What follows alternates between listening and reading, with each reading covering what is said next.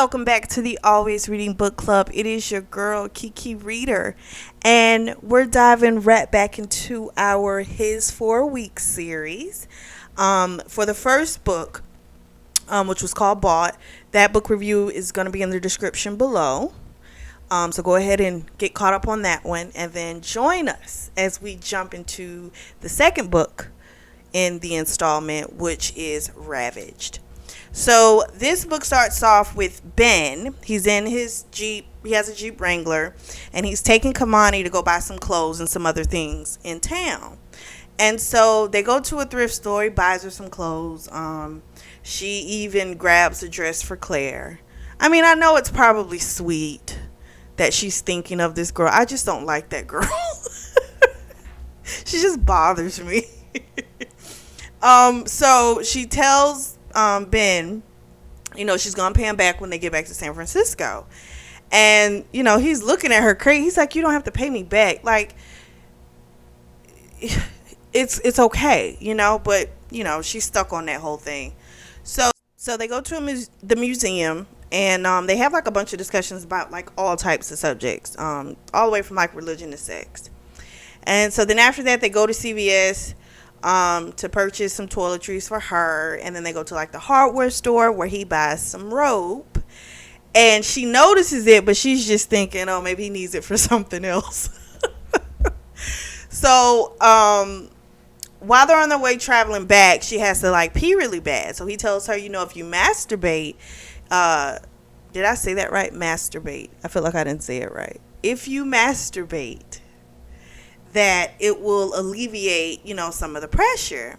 And she's like, no, what that's going to do is like have me have an accident all over your car. And he's like, no, I promise you.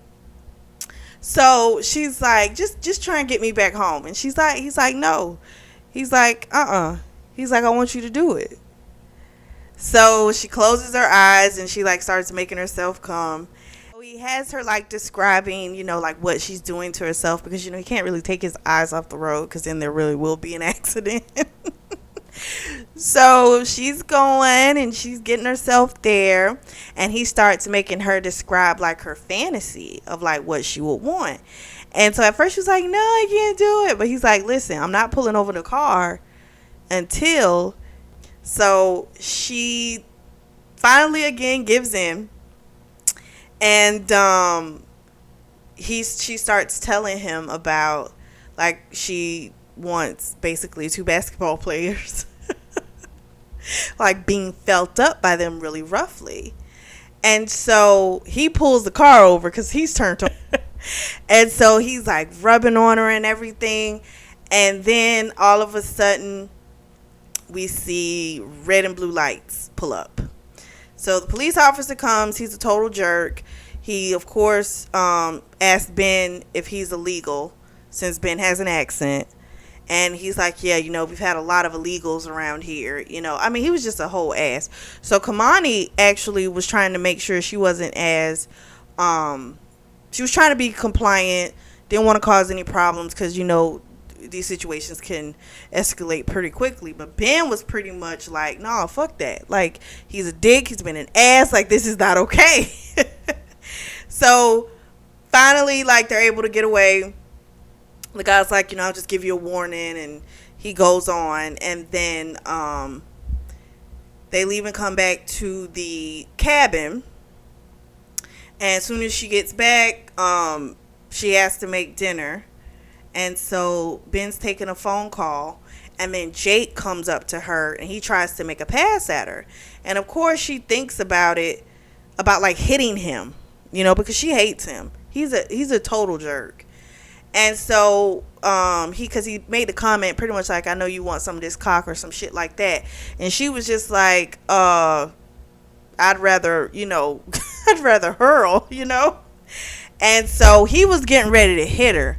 But Ben came around the corner and he actually like made his voice known. So he was kind of talking kind of loud as he was coming around the corner. And that's kind of what stopped him. Because otherwise Jake was going to hit her. He was. I mean, hell, he had already done it the first time and gave her a whole mark on her face. So Ben asked her, is she okay? What happened? And of course, she's like, nothing. She denies it. So then Ben gets a call from his sister, May, and she's complaining about having a bodyguard around her all the time. And so she brings up, like, Ben, like, you don't have that. Like, Ben has Batar, who is someone he spars with, but he's also his bodyguard. But he has a little more leniency because he's given his bodyguards like a lot of trouble in the past. And so his dad basically pretty much gave up, was like, listen, Batar will be the one person we have on you, and we'll just let it be. But Ben knows that his dad isn't going to be the same way when it comes to the daughters, because he has 2 other sisters. And so he's not going to be lenient. So he's like, well, what I'll do is I'll at least tell him to, like, maybe give you a little bit more, breathing room. It's not going to be complete freedom, but something. And she's like, okay, well, will you talk to him now? And he's like, no, I'm busy.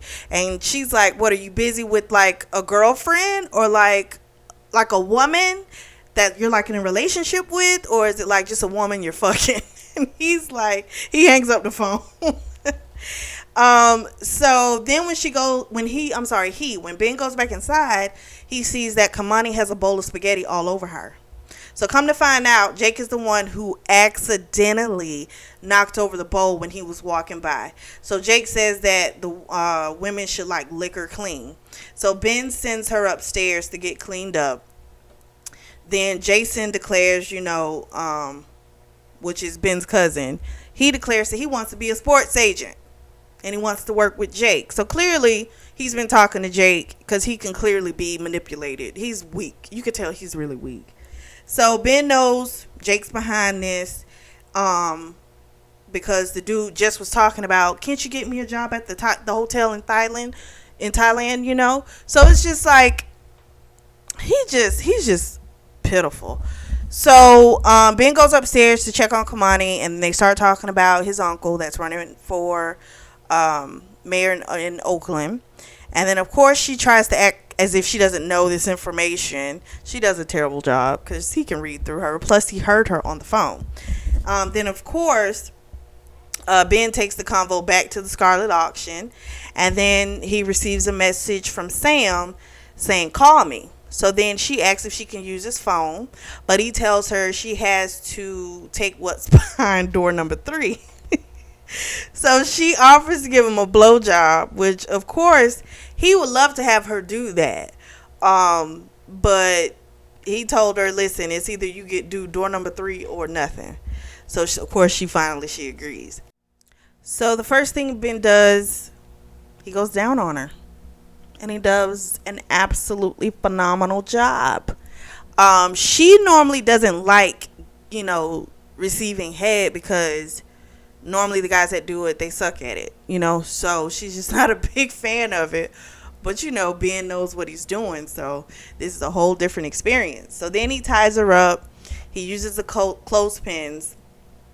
I think he puts them on her nipples, and she had such an intense orgasm, and he came in the condom just by, like, rubbing on, like, her labia.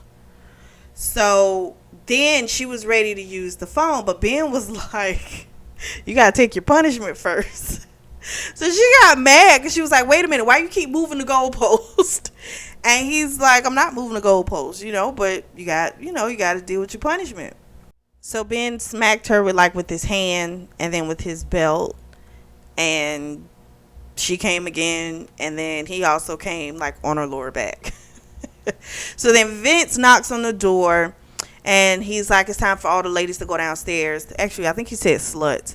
So he's like, it's time for all the sluts to go downstairs to the basement. So Ben was like, I'm not done with mine. But Kamani was like, she would want to go downstairs because she just didn't have enough stamina for any more that night. But she would make it up to him tomorrow. So we let her use the phone. She's like, just give me 10 minutes. So he let her use the phone. She went in the bathroom. She called Sam, and she asked him to get more information on the Lee family. So Sam told her to make sure she calls the next day and to let him know, if things go left, like, let me know. I'll come and I'll get you. So she goes downstairs, and of course they start talking she starts talking with the women about, do you guys have a safety word? And the other ladies don't, of course, have one. And they tell her to lay off because she's bringing down the mood. So Claire was saying that, she doesn't like it rough. But, of course, Jake tells her what she likes and what she doesn't. So then Kamani tells her that Jake, do you tell him? Does he know that it doesn't feel good? And she's like, I'm like, you're trying to get this girl fucked up. Because you've seen this man in action. And you keep trying to impose what you think should be. And that girl's the one who's going to like get the raft of that man. Because that's his, whatever for the week. So it's like, you need to chill out. Like, you can't make her all of a sudden see the light. She's a young girl. She has this silly fantasy world of what this was going to be. And she's seeing that it's not that, but she's still in La La Land. And you feel like you can bring her out of it. And it's just kind of annoying to me. It's like, these girls don't care about what you care about, okay? They don't want what you want in a man, okay? So stop trying to tell them what they should have and what they should need. Oh, you should have safe words. You should have this. Listen, if they ain't got enough sense to have a conversation, or they don't, that's on them. They're still adult women, even though they're a little younger. I think Claire's the youngest. But she just irks me when she starts trying to do that, because she sounds like a reporter. You're not fitting in. The whole purpose of going undercover is not to look like a fucking narc. And clearly she's one. Like, dude, chill out. So that was my rant about that. It just irks me when she does it. So then the women, they were just like, listen, we're good. Chill out. Just chill out. We're good. So after that, the next morning, Ben gets a call from his investigator, Steven, and he finds out Kamani went to school for journalism and that she's been working at a financial firm. So then he had Steven look up the Scarlet auction as well and was like, email me the list, that questionnaire, like what she was into. So she had put 5s on every fucking thing. First of all, that was stupid. And then for you to act as if when he mentions anything, she act like she had no clue.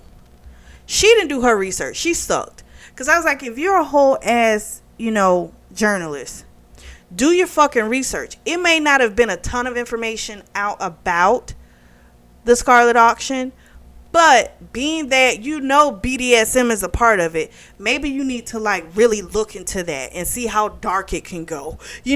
Kind of look at all the corners before you go in there and you're putting 5s on everything. And then when they bring it back up to you, you're playing stupid. Oh, I did? What? Huh? Just not, I'm like, maybe you don't need to be, you don't need to be a journalist. You suck. Cause you're just not informed. Like, if she played this right, I felt like she could have got a lot more information.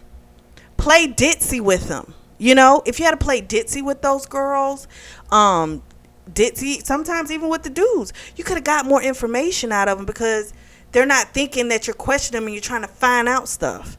It's like, gee, she gets on my nerves. So he finds that out, and so he's like starting to put a little together. To me, I'm like, okay, you're a little slow too. Common sense says if someone went to school for journalism, right? They're working at a financial firm, so they're working outside of their degree, which means they couldn't get a job within that degree, so they had to get something else. But clearly, if you went to school for journalism, yeah, 10 times out of 10, you want to be a freaking journalist. So to me, her asking all of these questions should kind of make you think, especially when you ask her questions about stuff that you've heard her say in that bathroom and she's lying. It's like, dude, she's a journalist. Like, it doesn't take that much to figure out what's going on. Like, come on, So to me, I was like, okay, you're a little slow too, because it's